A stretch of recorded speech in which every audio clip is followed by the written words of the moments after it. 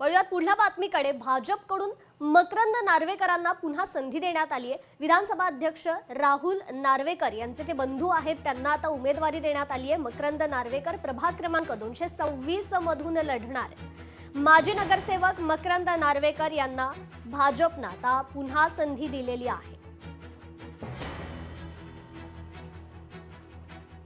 तर भाजपकडून मध्यरात्री 75हून अधिक एबी फॉर्मचं वाटप करण्यात आलंय। मुंबई महापालिकेसाठी भाजपकडून थेट उमेदवारांना संपर्क केला जातोय। उमेदवारांना संपर्क करत थेट एबी फॉर्म त्यांच्या हाती सुपूर्द करण्यात येत आहे। भाजपकडून बंडखोरांना गाफील ठेवण्याचा हा प्रयत्न आहे। नाराज बंडखोरांना शांत करण्यासाठी भाजपकडून ही रणनीती आखण्यात आली आहे। दरम्यान बंडखोरांना शांत करण्यासाठी कमी कालावधी असल्याने भाजपकडून आता ही रणनीती आखण्यात आली आहे। नाराज असलेल्या बंडखोरांना शांत करण्याची जबाबदारी मात्र आमदारांवर देण्यात आली आहे। तर भाजपने आता ही रणनीती आखल्याचं दिसतंय। मध्यरात्री 75हून अधिक एबी फॉर्मचं वाटप करण्यात आलेलं आहे। मुंबई पालिकेसाठी भाजपने आता ही रणनीती आखल्याचं पाहायला मिळतंय।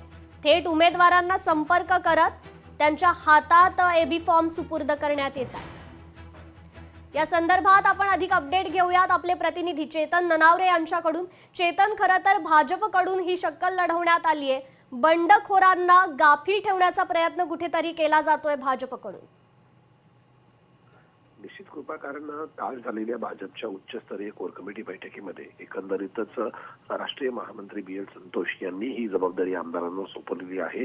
अवघ्या उद्याच्या दिवसापर्यंत अर्ज भरण्यासाठी मुदत आहे महापालिकेसाठी, आणि अशामध्ये काल रात्री जवळपास 75हून अधिक उमेदवारांना एबी फॉर्मचं वाटप करण्यात आलेलं आहे। टप्प्याटप्प्याने आज उरलेल्या उमेदवारांचं देखील अर्ज वाटप पूर्ण केलं जाईल। मात्र हे अर्ज वाटप केल्यानंतर उद्या मोठ्या संख्येने आहेत ते बंडखोर आहेत ते कुठेतरी अर्ज दाखल करू शकतात, अपक्ष अर्ज भरू शकतात, आणि अशा अपक्षांच्या संख्या टाळण्यासाठी भाजपकडून आता या बंडखोरांना साथ घालण्यासाठी आमदारांवर जबाबदारी देण्यात आलेली। त्यामुळे आज दिवसभरामध्ये जे भाजपचे मुंबईतील 15 आमदार आहेत ते वेगवेगळ्या वॉर्डमध्ये जे सक्षम उमेदवार आहेत, मात्र एकाच ठिकाणी 2 ते 3 उमेदवार होते आणि एकालाच उमेदवारी देण्यात आलेली आहे, त्यामुळे उरलेल्या जे बंडखोरी करू शकतात अशा लोकांची भेटी घेऊन त्यांची कुठेतरी समजूत करण्याचा प्रयत्न करताना पाहायला मिळू शकतात। कृपा जी, निश्चितच चेतन, धन्यवाद आपण दिलेल्या या सविस्तर अपडेट संदर्भात।